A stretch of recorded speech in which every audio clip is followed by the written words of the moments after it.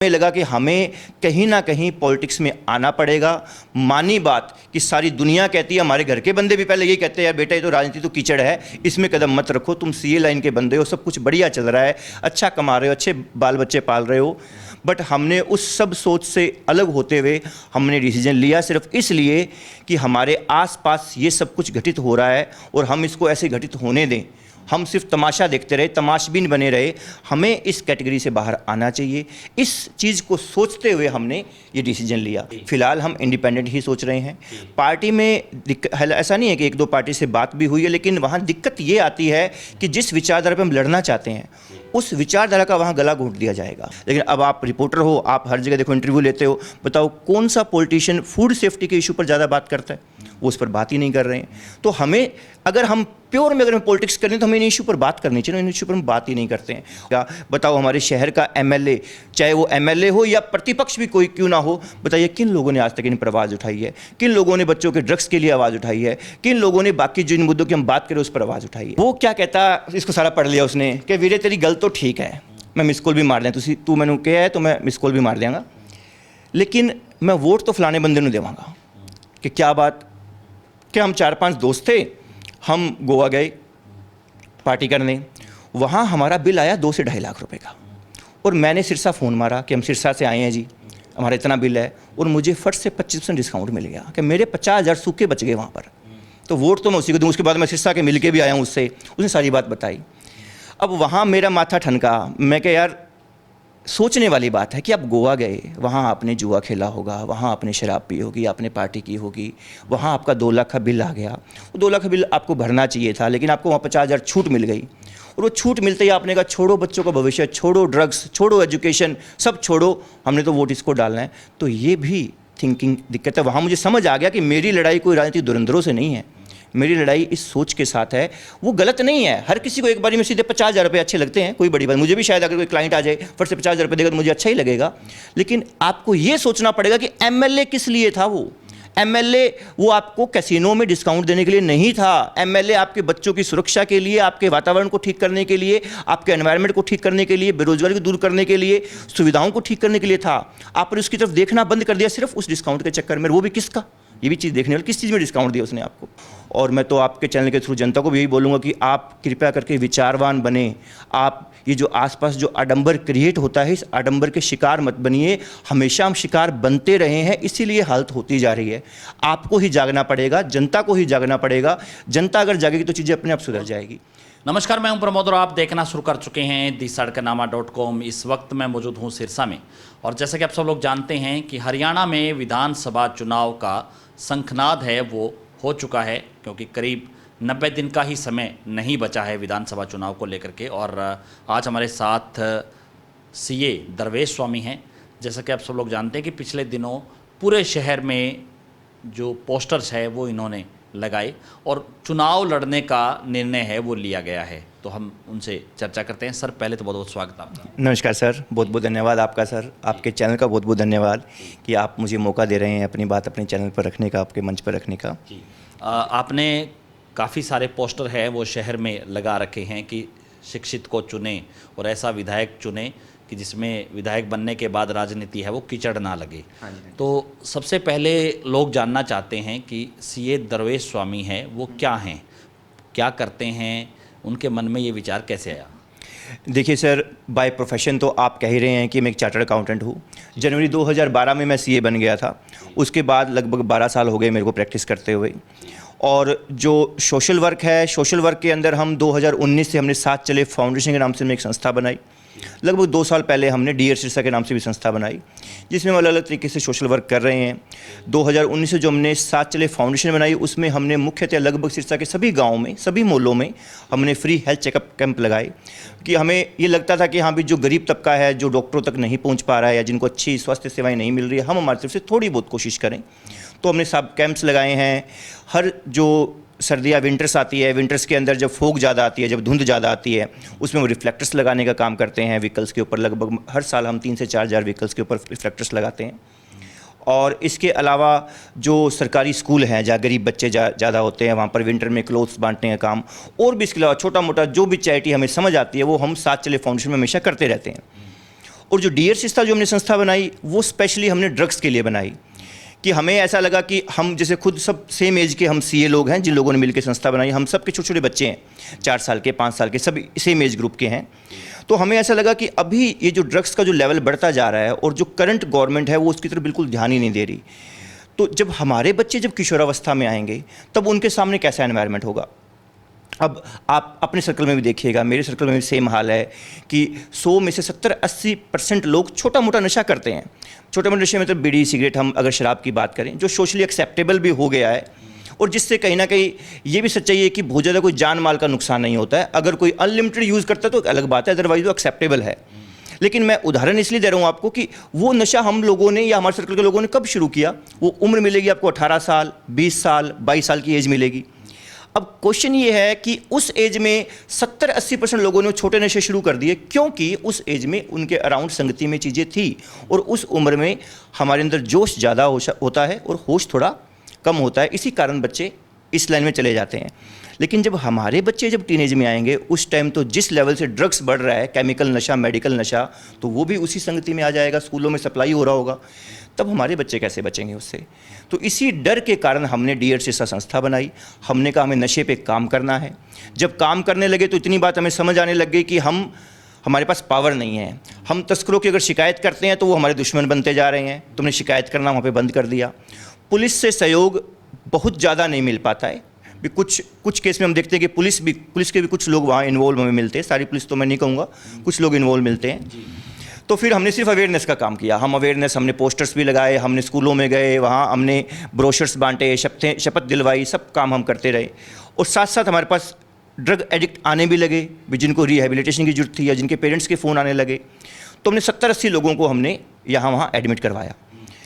कुछ को डेरे में भेजा हमने, कुछ को हमने एक आयुर्वेदिक डॉक्टर उनसे बात करी, कुछ ये बाल भवन में पूनम नागपाल मैडम है, यहाँ भी हमने कुछ केसेस भेजे, यहाँ पर OPD प्लस दवाइयाँ मिलती है। अब सर इम्पोर्टेंट पॉइंट यही टर्निंग पॉइंट था हमारा कि 8 से 10 महीने हमने खूब काम किया। हमने 70-80 बंदों को एडमिट भी कराया, इलाज भी करवाया, उसमें से 30-35 ने छोड़ा, कुछ छोड़ नहीं पाए, कुछ ने दोबारा शुरू कर लिया।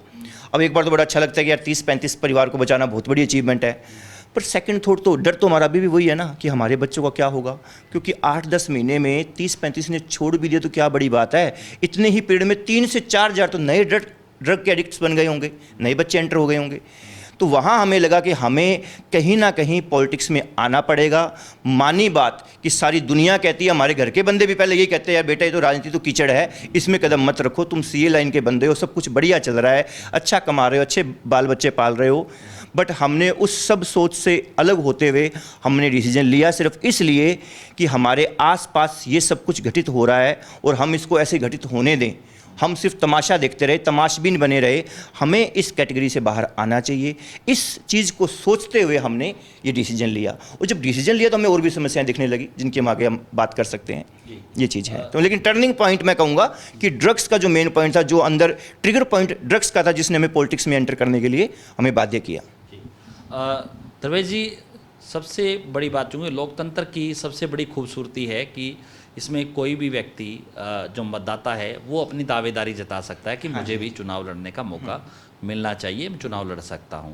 तो आपका इसमें राजनीति में, आप जैसे कोई पार्टी से किसी से बात चल रही है जो चुनाव लड़ने का निर्णय लिया, और बड़े इशू हैं वो क्या हैं आज सिरसा के?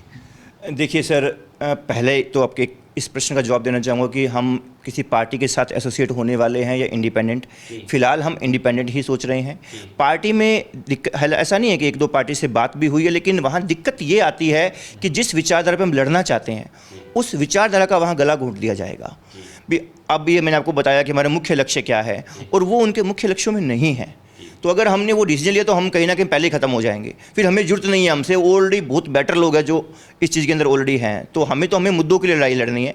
तो अभी हमें ऐसी कोई पार्टी नहीं मिल रही है जो हमारे मुद्दों के साथ हमारे साथ आके खड़ी हो। सेकंड, आप जो बाकी पॉलिटिक्स की बात कर रहे हैं, तो प्रमोद सर मैं आपको कहना चाहूँगा कि राजनीति रियलिटी में तो इलेक्शन जीतने के बाद होनी चाहिए ना। अगर हम सही मीनिंग पर जाएं, राज करना नीति नियम के हिसाब से राज करने को हम राजनीति कहते हैं। लेकिन अभी क्या पॉलिटिक्स का मतलब दूसरा हो गया। हम कहते हैं यार वो फलाना आदमी क्या पॉलिटिक्स कर रहा है, राजनीति कर रहा है, तो हम उसको नेगेटिव वर्ड में हमने उसको यूज़ करना शुरू कर दिया। तो वो प्रैक्टिकल भी है, वो हो रही है करंटली। अगर हम हमारे आसपास देखें तो हमारा मुख्य हमें कैसा समाज चाहिए? मुझे क्या समाज चाहिए कि हाँ मेरे बच्चे हैं, मेरे बच्चे सुरक्षित रहें, मेरा परिवार सुरक्षित रहे, ग्रोथ करे, इस या मुझे अच्छी सुविधाएं मिले, बस यही चाहिए होता है। लेकिन इसके अलग राजनीति चल रही होती है। अब आप गौर से देखिए, मैं अपने बच्चे को देखता हूँ, मुझे लगता है कि यार जब मेरा बचपन था, जब मेरे फेफड़े बन रहे थे, तब तो मैं अच्छी हवा में सांस ले रहा था। आपके दादाजी, मेरे दादाजी, जब मेरे पिताजी, जब उन्होंने अपना शरीर बनाया तो अच्छी हवा में सांस ले रहे थे। और मैंने मेरे बच्चों के लिए कैसा एनवायरनमेंट दिए? अभी दिवाली आने वाली है ना सर, स्मोग आएगा, धुएं के साथ जब फोग मिक्स होगी तब हम कहेंगे अभी स्मोग हो गया और स्कूल छुट्टी कर देंगे। स्कूल कहेंगे बच्चों की छुट्टी हो, लेकिन बच्चे तो घर पर भी सांस लेंगे ना, कमरे के तो बाहर निकलेंगे। अब ये एनवायरनमेंट हमने दिया है। अब ये पॉलिटिक्स का काम है कि वो इस समस्या का निदान करे। लेकिन क्या है, वो राजनीति करते हैं। कैसे करते हैं? नेगेटिव वाली। वो ऐसे करते हैं कि यार इस पर बोलना पड़ेगा, पराली का अगर इशू आ गया तो किसान नाराज़ ना हो जाए। हालांकि वो अगर अच्छे राजनेता है तो उसका इलाज निकाले ना, भी किसान नाराज़ ना हो, आप उनकी समस्या का निदान करो, उनको भी प्रॉब्लम ना हो, धुएं की समस्या भी खत्म हो, स्मोक की समस्या भी खत्म हो। लेकिन वो इसको टच ही नहीं करते कि उनको पता है यहाँ हमारा वोट बैंक खराब हो जाएगा, यहाँ वो पॉलिटिक्स कर रहे हैं। सेम ऐसे ही मान लो फूड सेफ्टी की अगर बात करें, भी हमारे बच्चे हैं, आज के दिन हम उनको क्या खिला पिला रहे हैं? टीका लगा हुआ आम आ रहा है, टीका लगा हुआ तरबूज आ रहा है। हमने हमारे टाइम में तो अच्छा खाना खाया, हमारे शरीर अच्छे बिल्ड हो गए। अब हमारे बच्चों के जो शरीर बिल्ड हो रहे हैं, बीमारियों से बन रहे हैं ना ये। अब फूड सेफ्टी पर गवर्नमेंट क्या कर रही है? लेकिन अब आप रिपोर्टर हो, आप हर जगह देखो इंटरव्यू लेते हो, बताओ कौन सा पॉलिटिशियन फूड सेफ्टी के इशू पर ज़्यादा बात करता है? वो उस पर बात ही नहीं कर रहे हैं। तो हमें अगर हम प्योर में अगर हम पॉलिटिक्स करें तो हमें इन इशू पर बात करनी चाहिए, इन इशू पर हम बात ही नहीं करते हैं। और आगे बढ़िए आप, ड्रग्स की तो हमने बात करी ली, ठीक है, इसको बात को दोबारा करने का फ़ायदा नहीं है कि ड्रग्स तो नो डाउट एक बहुत बड़ा मीनेस है, बहुत बड़ी समस्या आने वाले टाइम में। छोटा सा एग्जाम्पल और सुनिएगा कि जब मैं छोटा था ना सर, तो मैं अखबारों में खबर पढ़ा करता था कि फलाने होटल के कमरे में सट्टा खेलते लोगों को धर दबोचा, या अखबार में खबर आती थी, हरा हरा पार्क होता था, पुलिस वाला का यूं डंडा होता था, आगे 2-4 लोग भाग रहे होते थे, खबर होता था कि यहाँ पर जुआ खेलते लोगों को धर दबोचा। इस खबरों को पढ़ के मेरा दिमाग बना, दिमाग में क्या पॉइंट चला गया कि हाँ यार जुआ खेलना बुरी चीज़ है, पुलिस पकड़ के ले जाती है। बचपन में ये थोड़ा दिमाग में चला गया। तो आज भी मैं जुए के नज़दीक नहीं हूँ, बिकॉज दिमाग में बात बैठ गई। लेकिन जो अपने बच्चे हैं सर, प्रमोद जी, वो क्या देखते हैं? ड्रीम 11, रम्मी सर्कल, फलानी ऐप, हर ऐप पे जो हमारे स्टार हैं, जो अभी अभी वर्ल्ड कप जीत कर आए हैं, जिनको हम अपना देश का नेशनल हीरो कहते हैं, वो लोग कह रहे हैं अभी ये गेम खेलो, ये सट्टे की ऐप पे जाओ, जुपी ऐप खेलो, ये लूडो खेलो, जो 100 चीज़ें चल रही है। हमारे बच्चे वो चीज़ें देखते हुए बड़े हो रहे हैं। तो बताइए 35 साल बाद, जब 30 साल बाद, 25 साल जब वो बड़े होंगे, तो उनके मन में क्या जुए के प्रति घृणा भाव होगा? और अगर नहीं होगा तो इसका जिम्मेवार कौन है? पॉलिटिक्स ही है ना जी। भी पॉलिटिकल, हालांकि नेशनल लेवल का इशू है जो अभी मैं जिस सट्टे की ऐप की बात करूं, लेकिन फिर भी स्टेट लेवल पर भी अब बहुत से छोटे मोटे सट्टे चल रहे होते हैं जिन पर गवर्नमेंट कोई एक्शन नहीं लेती। बादरा बाजार कहीं ना कहीं सट्टे का हब माना जाता है, ठीक है। इवन इलेक्शंस पे भी सट्टे लगने वाले हमें पता है। तो उस पर कौन एक्शन लेता है? कोई भी इसके ऊपर जिक्र नहीं करता। आज की पीढ़ी लगातार इसकी तरफ बढ़ती जा रही है। और सुनिए सर, ये मैं वो इशू की बात कर रहा हूँ जिस पर करंट पॉलिटिशियन बात नहीं करते, और करंट पॉलिटिशियन किस बात पर बात करते हैं उसकी भी हम बात करेंगे, और वो क्यों कर रहे हैं। प्रोस्टिट्यूशन, वेश्यावृत्ति। पहले हमारे शहर के अंदर एक कोना होता था सर, जहाँ पर वेश्यावृत्ति चला करती थी। और मेरा पर्सनली मानना है, हो सकता है किसी को गलत भी लगे, मेरा पर्सनली मानना है कि अगर एक कोना अगर ऐसा है भी तो कोई समस्या नहीं है। वो शायद शहर के स्वास्थ्य के लिए ठीक होता होगा, कि जो कुछ गलत मानसिकता के लोग हैं उनके लिए ऐसी जगह कोई है, वो कहीं ना कहीं बाकी समाज को दूषित ना करें। लेकिन अब क्या हो रहा है, आप अपने शहर में चक्कर लगाइए, आपको जगह जगह छोटे छोटे होटल, लॉज, ये मेरी जिस जगह बैठे हो ना सर, इस गली, इसकी पिछली गली कॉर्नर पे आपको होटल दिख जाएगा। एक वो होटल क्या है, 2 फ्लोर ले लिए किसी ने, ऊपर होटल का नाम रख दिया कि फलाना होटल है। वहाँ पर आप अपना कैमरा लगा के छोड़ दीजिए जी, आपको शाम तक, रात तक इतनी सारी लड़कियाँ जा रही होगी, लड़के जा रहे होंगे, वहाँ पर सब दिन रात यही चीज़ चलती है। अब समस्या ये है सर, वहाँ पर आशिकी करने वाले बच्चे भी पहुँच जाते हैं। आप लिबरल माइंडसेट के, आप कहते हो यार आशिकी तो चलो बच्चों की उम्र है, लेकिन वहाँ पर वेश्यावृत्ति के लोग भी पहुँचते हैं। तो बताइए उन बच्चों पर क्या असर पड़ रहा होगा। तो ये चीज़ें हमें कम पता है, जो 18 साल के बच्चे हैं, 20 साल के बच्चे, उनको ज़्यादा पता है कहाँ पर क्या चल रहा है।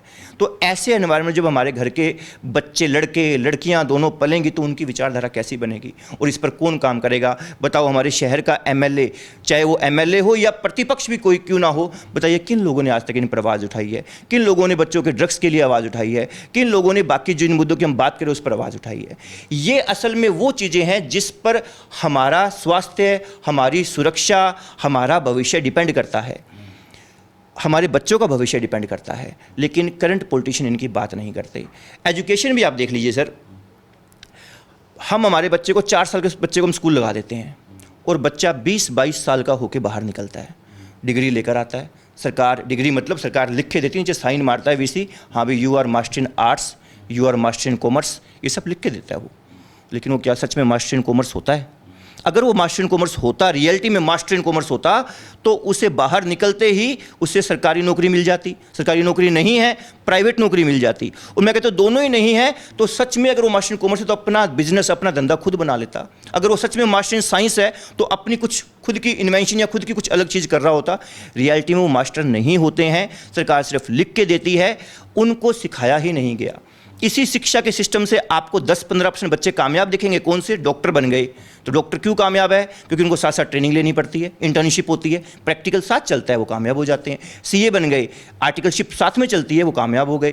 आईआईटी के इंजीनियर्स कामयाब हो गए बिकॉज वहाँ का स्टडी का लेवल ऐसा है, वहाँ पर प्रैक्टिकल साथ साथ सिखाया जाता है, उनको हाथों हाथ नौकरियाँ मिलती है, देश में भी विदेश में भी। वही हमारे जेसीडी के, सीडीएलयू के बच्चे हैं जो डिग्रियाँ लेके बाहर आ जाते हैं, उनके लिए कोई रोज़गार नहीं है, वो बेरोजगारों की भीड़ में आकर शामिल हो जाते हैं, बेरोजगार युवा बन जाते हैं। तो आपको देखना पड़ेगा ना, बताइए कौन से लीडर ने सर, चाहे वो करंट एमएलए हो या प्रतिपक्ष हो, जिन्होंने इन चीज़ों पर बात की हो कि हाँ भी एजुकेशन में सुधार की जरूरत है, इस कारण बेरोजगारी है। तो करंट पॉलिटिक्स इन चीज़ों के ऊपर बात ही नहीं करती। तो इसीलिए हमने डिसीजन लिया कि यही चीज़ें हमारा भविष्य डिसाइड कर रही है, यही चीज़ें समस्याएं पैदा कर रही है।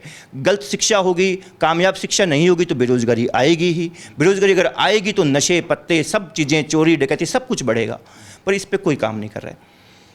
और अब आप ये भी देखिए कि करंट पॉलिटिशियन करते क्या हैं, आप ध्यान से देखिए, उनकी एक्टिविटी देखिए, वो सही मायने में राजनीतिज्ञ हैं। हम तो कहीं सोशल सर्विस की बात कर रहे हैं, वो असली पॉलिटिशियन है।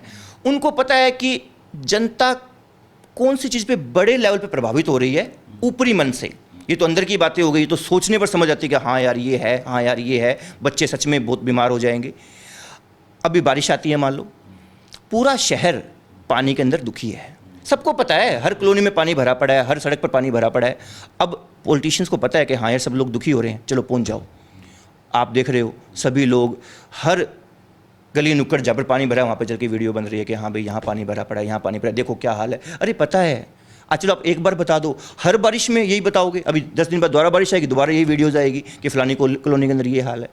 तो ये चीज़ें तो पता ही है ना, पर उनको पता है कि जनता दुखी हो रही है, ये वाला पॉइंट उठाओ, उनको लगेगा हमारे मुद्दे उठ रहे हैं। हाँ यार हमारी कॉलोनी में पानी है, हमारी इस रोड पे पानी है, ये रोड हमेशा टूटी रहती है, ऑटो मार्केट रोड है सर, सबको पता है। पिछले 3-4 साल से इस रोड की बहुत बुरी हालत है, अब जाके थोड़ी बहुत बनी है वो, ये उस कॉलोनी के उस ऑटो मार्केट लोगों को पता है, सबको पता है। लेकिन आप बारी बारी उसी रोड पे पहुंच जाते हो कि देखो ऑटो मार्केट रोड का क्या हाल है, क्योंकि आपको पता है ना लोग दुखी हो रहे हैं। हम इस पॉइंट को उठाते हैं तो क्या इमेज जाएगी, आप फलाना नेता या फलाना पर्सन या फलाना रिपोर्टर कोई भी हो चाहे, ये हमारे आवाज़ उठाता है। भाई ये आवाज़ें सिर्फ दिखाने के लिए उठाई जा रही है। ये चीज़ तो कहीं ना कहीं मेयर लेवल की चीज़ें हैं, देखा जाए तो आप मेयर के चुनाव लड़ लो, वहाँ पे ये चीज़ ठीक कर लोगे।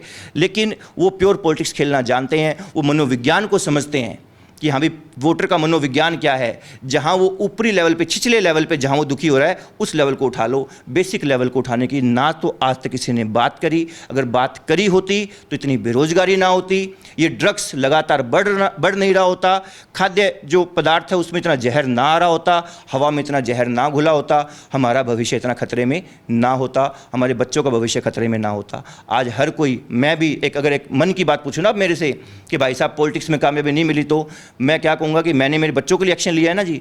अगर मैं अपने बच्चों के लिए राजनीति में कूद सकता हूँ तो अपने बच्चों की सेटिंग तो कहीं ना कहीं कर ही लूँगा। लेकिन सारे सिरसा के सभी लोग नहीं कर सकते ना। मेरे को भगवान ने आर्थिक रूप से कुछ कामयाबी दी है, कुछ संसाधन दिए हैं, तो मैं आज पॉलिटिक्स में आने की भी सोच रहा हूँ, ये एक्शन लेने की भी सोच रहा हूँ। मैं बच्चों को कहीं कुछ और भी कहीं शिफ्ट कर दूँ क्या पता, लेकिन सारा सिरसा तो नहीं कर सकता ना जी। तो इस बात को समझना पड़ेगा। और मैं तो आपके चैनल के थ्रू जनता को भी यही बोलूँगा कि आप कृपया करके विचारवान बने। आप ये जो आसपास जो आडंबर क्रिएट होता है, इस आडंबर के शिकार मत बनिए। हमेशा हम शिकार बनते रहे हैं, इसीलिए हालत होती जा रही है। आपको ही जागना पड़ेगा, जनता को ही जागना पड़ेगा। जनता अगर जागेगी तो चीज़ें अपने आप सुधर जाएगी। अब मैं अगर टाइम है तो एक चीज़ और बताना चाहूँगा, छोटी सी बात। अब जनता कैसे अनजाने में बेवकूफ़ बन जाती है। ये एक हमारा ब्रोशर है सर, ये ब्रोशर सर हमने पूरे सिरसा में बंटवाए। ये हिसार रोड पर भी गया। मेरा एक क्लाइंट है, उस क्लाइंट के पास गया। इस पे हमने ना एक नंबर लिखा हुआ है कि हाँ भाई, अगर आप हमें विधानसभा में देखना चाहते हो तो इस नंबर पे मिस कॉल करें। तो मेरा क्लाइंट भाग के साथ वाली दुकान पर गया कि हमारे सीए साहब है, ये इलेक्शन लड़ना चाह रहे हैं और ये इसमें मुद्दे दिए हुए हैं, तो इसको ध्यान से पढ़ और तूने इस पर मिस कॉल मारनी है। तो वो क्या कहता, इसको सारा पढ़ लिया उसने कि वीरे तेरी गल तो ठीक है, मैं मिस कॉल भी मार दें, तू मैंने कहा है तो मैं मिस कॉल भी मार देंगा, लेकिन मैं वोट तो फलाने बंदे को देवांगा। कि क्या बात, कि हम 4-5 दोस्त थे, हम गोवा गए पार्टी करने, वहाँ हमारा बिल आया 2 से 2.5 लाख रुपए का, और मैंने सिरसा फ़ोन मारा कि हम सिरसा से आए हैं जी, हमारा इतना बिल है, और मुझे फट से 25% डिस्काउंट मिल गया कि मेरे 50,000 सूखे बच गए वहाँ पर। तो वोट तो मैं उसी को दूँ। उसके बाद मैं सिरसा के मिल के भी आया हूँ उससे, उसने सारी बात बताई। अब वहाँ मेरा माथा ठनका, मैं क्या यार, सोचने वाली बात है कि आप गोवा गए, वहाँ आपने जुआ खेला होगा, वहाँ आपने शराब पी होगी, आपने पार्टी की होगी, वहाँ आपका 2 लाख का बिल आ गया, वो 2 लाख का बिल आपको भरना चाहिए था, लेकिन आपको वहाँ 50,000 छूट मिल गई, और वो छूट मिलते ही आपने कहा छोड़ो बच्चों का भविष्य, छोड़ो ड्रग्स, छोड़ो एजुकेशन, सब छोड़ो, हमने तो वोट इसको डालना है। तो ये भी थिंकिंग दिक्कत है। वहाँ मुझे समझ आ गया कि मेरी लड़ाई कोई राजनीतिक धुरंधरों से नहीं है, मेरी लड़ाई इस सोच के साथ है। वो गलत नहीं है, हर किसी को एक बारी में सीधे 50,000 रुपये अच्छे लगते हैं, कोई बड़ी बात, मुझे भी शायद अगर कोई क्लाइंट आ जाए फट से 50,000 रुपये देगा तो मुझे अच्छा ही लगेगा, लेकिन आपको ये सोचना पड़ेगा कि एमएलए किस लिए था। वो एमएलए वो आपको कैसीनो में डिस्काउंट देने के लिए नहीं था, एमएलए आपके बच्चों की सुरक्षा के लिए, आपके वातावरण को ठीक करने के लिए, आपके एनवायरनमेंट को ठीक करने के लिए, बेरोजगारी को दूर करने के लिए, सुविधाओं को ठीक करने के लिए था। आपने उसकी तरफ देखना बंद कर दिया सिर्फ उस डिस्काउंट के चक्कर में। वो भी किसका, ये भी चीज़ देखने वाली, किस चीज़ में डिस्काउंट दिया उसने आपको। तो इसीलिए मैं तो जनता से हाथ जोड़ के रिक्वेस्ट करता हूं कि आप प्लीज़ थोड़ा सा ऊपर उठ के सोचना शुरू करें। आपकी गलती नहीं है, जनता भी कहती है क्या फ़ायदा है, करना किसने क्या करना है, इससे बड़े जो बचता है वही ठीक है। तो हम तमाशबीन ना रहें, इसलिए हमने डिसीजन लिया कि हम एक बेटर ऑप्शन के तौर पर आपके सामने आए, लेकिन अब आपको भी डिसीजन लेना होगा। हमने आधा काम किया इलेक्शन में खड़ा होकर, आधा काम आपको करना होगा वोट डालकर, तभी ये काम पूरा हो पाएगा, वरना तो कैसे होगा जी। तो सर, इसमें चुनाव लड़ने के लिए पूरा ताम झाम चाहिए, गाड़ियाँ, पैसा, सिस्टम, है ना, और आजकल चुनाव में पता नहीं क्या क्या चीज़ें चाहिए होती हैं, तो वो सब कुछ कहाँ से आएगा? देखिए प्रमोद जी, ऐसे है कि हम वैसे तो 18 से 20 सीए हैं, लेकिन कोर मेंबर्स हम 8 से 10 कोर मेंबर हैं, और हमारी संस्कृति हमें सिखाती है कि हमें 10वां अपनी इनकम का खर्च करना होता है। तो हम 8-10 बंदों ने अपना 10वां प्लान करके रखा हुआ है, और उसमें हम क्या बेसिक प्रचार प्रसार कर सकते हैं। आपकी बात ठीक है, जो हमारे प्रतिद्वंदी है उनका लेवल बहुत बड़ा हो सकता है, बट उनके विचार हमसे बड़े नहीं है, ये हमें क्लियर है। तो हम प्रचार प्रसार करेंगे, बेसिक प्रचार प्रसार करेंगे। हमारे ब्रोशर्स जा रहे हैं, हमारी खुद की गाड़ियाँ तो है ना हमारे पास, ठीक है, हम किराए की गाड़ियाँ नहीं ले पाएंगे शायद ज़्यादा, खुद की गाड़ियाँ तो है हमारे पास, अपनी गाड़ियाँ भी है। प्रचार प्रसार के लिए बेसिक खर्च भी है। हम खर्चा किस पर नहीं करेंगे? हम खर्चा नहीं करेंगे दारू बांटने पर, शराब बांटने पे, हम खर्चा नहीं करेंगे पैसे बांटकर वोट लेने पर। हालांकि देखो, बीइंग ए चार्टर्ड अकाउंटेंट हमारे लिए कोई मुश्किल नहीं था कि हमें 20 करोड़ रुपये अगर इकट्ठा करना हो, अगर हमें 30 करोड़ रुपये इकट्ठा करना हो, बीइंग ए सीए हम ये भी शायद कर सकते थे। बट बात यह है कि अगर यही चीज़ करनी है तो हमसे बेटर ऑलरेडी लोग वहाँ पर हैं, हमें इस तरफ नहीं जाना। मैंने अभी आपको अपने मकसद बताए हैं, उन मकसदों के साथ ये चीज़ें मैच ही नहीं करती। तो इसलिए बेसिक प्रचार प्रसार पे खर्च करेंगे, लोगों तक पहुंचेंगे, आप जैसे भाइयों की सेवाएं भी लेंगे। हम आपसे हाथ जोड़ के निवेदन करेंगे कि मीडिया जितना है अच्छी सोच का साथ दे, और हम पहुंचेंगे लोगों तक, ऐसी कोई बात नहीं है। धन्यवाद। तो आपने देखा, मैंने आपको पहले बताया था कि लोकतंत्र की सबसे खूबसूरत तस्वीर यही है कि इसमें कोई भी व्यक्ति है वो अपनी दावेदारी जता सकता है और अपने मुद्दे, अपने इशू, अपने सिद्धांत बता करके लोगों से अपील कर सकता है कि एक बार उसे चुनें, और चुनने के बाद देखें कि कितना विकास है वो होता है। सिरसा को लेकर के दरवेश स्वामी हैं, उन्होंने ताल ठोकी है। और इस पूरी इंटरव्यू को लेकर के आप क्या सोचते हैं, हमें कमेंट सेक्शन में अपनी राय जुड़ दीजिए और बताइए कि इंटरव्यू आपको कैसा लगा। अच्छा लगा है तो आप अपने तमाम दोस्तों को भी भेज सकते हैं, क्योंकि सिरसा का सवाल है। बहुत बहुत शुक्रिया।